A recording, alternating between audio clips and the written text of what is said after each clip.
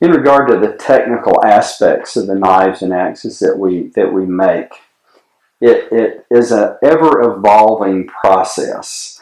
I kind of figure out that it's always moving, either up or down, forward or backwards. You're getting better, you're getting worse. Nothing ever stays the same.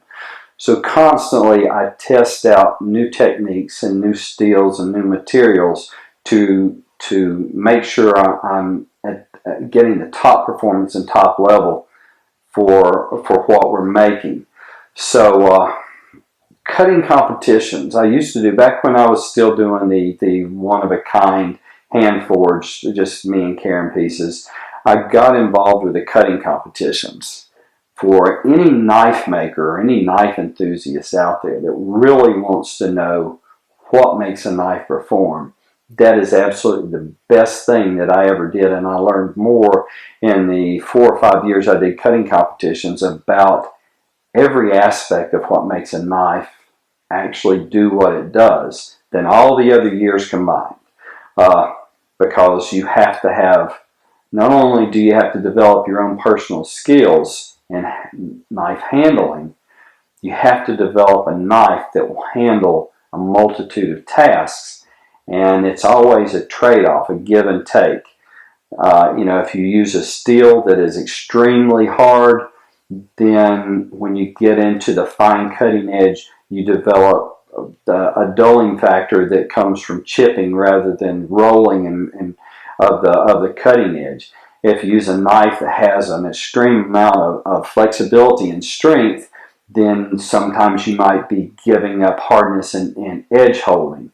So you learn how to use the different materials that are available and learn what blade geometries and edge geometries and design flow and balance in conjunction with heat treating and tempering and handle materials, and all this has to come together into one very high performance knife that you go into these competitions with, that performs a task from as fine a cut as slicing a paper napkin to speed chopping through a 2x4 in less than 10 seconds and still have edge retention and no damage to the steel. And so it's like you need to blend all these different aspects of cutting in, and the cutting competitions actually did a great thing in helping me learn the aspects of making a knife that cuts. As far as other technical aspects in knife design, in doing this for as long as I have, I've come to realize that there is no one knife or one axe that is going to be best at everything. Again, it's a give and take. What I try to do is design a knife that has a primary purpose, such as this one. This is our field knife. The primary purpose is general camp chores and outdoor chores. It's adequate for skinning and game preparation.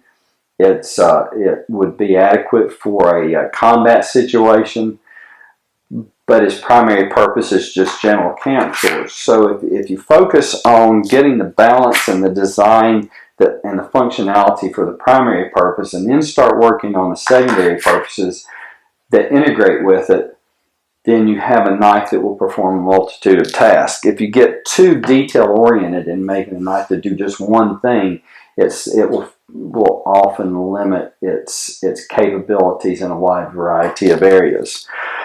Also, I do a lot of knife steel testing. The current steel that I'm using primarily is a steel called 80 CRV2. I've tested a lot of steels and will continue to test a lot of steels for the coming years, and this one actually performed better than anything that I ever tested as an overall steel to use for the knives. This was a test knife that I did, and I did several where I varied the heat treatment and the quenching temperature and the drawing temperature until I came up with what I felt like was very the best that I could get out of this steel. On this particular test knife, after I made the knife and I tested on doing fine cuts and heavy cuts and checking the edge under magnification, and it took actually chopping into, I did a variety of tests with different various hardnesses of woods, from softwood to hardwood to knot holes in bark and that kind of thing. So then I moved into the heavier tests where I actually chop it into like copper pipe and steel pipe and stab it into a car hood, and just to see what extremes it would take. And it held up very well for that. Of course, as you get into the real extreme cuts into steel and that sort of thing in glass, then you do sustain some edge damage, but not catastrophic edge damage. It held up very well for all those. So to test the flexibility and the strength factor, I clamped it into a vise and used a 3-foot cheater bar on the handle and bent it to a 90-degree angle to make sure it wasn't going to fail in that regard, that if a guy was in the field and had to use it to climb out of up a cliff or something, he could jab it into a crack in a rock and use it as a secure foothold or handhold. This knife, I could not physically, without a cheater bar, bend it enough to make it take a set. So I feel very confident now in this steel.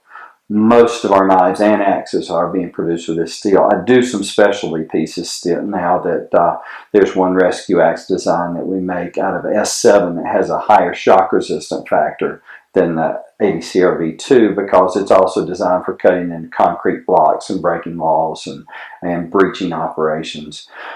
I have one knife in the product line that's made out of stainless steel, which is more suitable for use around wet and corrosive saltwater conditions.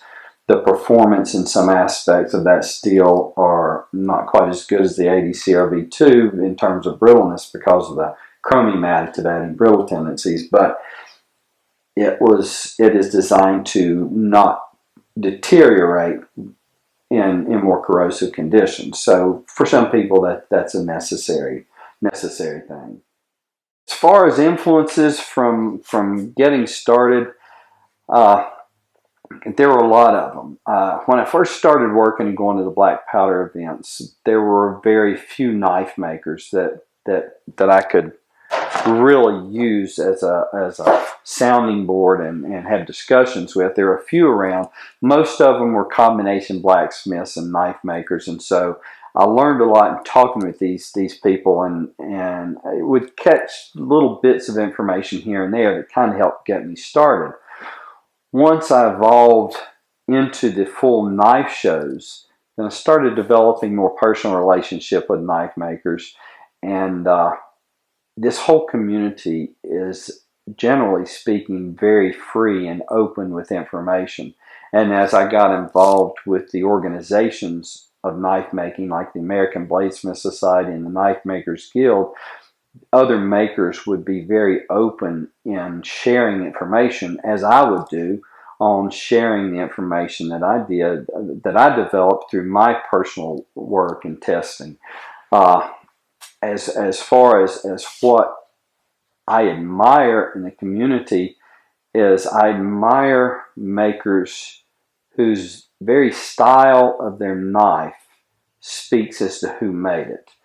There's you can go through knife shows today, and you can see different knives, and there's some that really stand out and immediately will tell you who made it without having to look at the touch mark on the blade.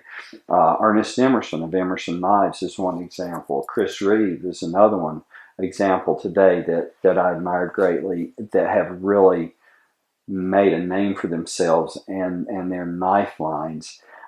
There's custom makers such as Steve Schwarzer and Jerry Fisk that have been leaders in the hand-forged functional art side of the knife industry, and countless others that really do work hard in developing a recognizable style. I always tried to do that too.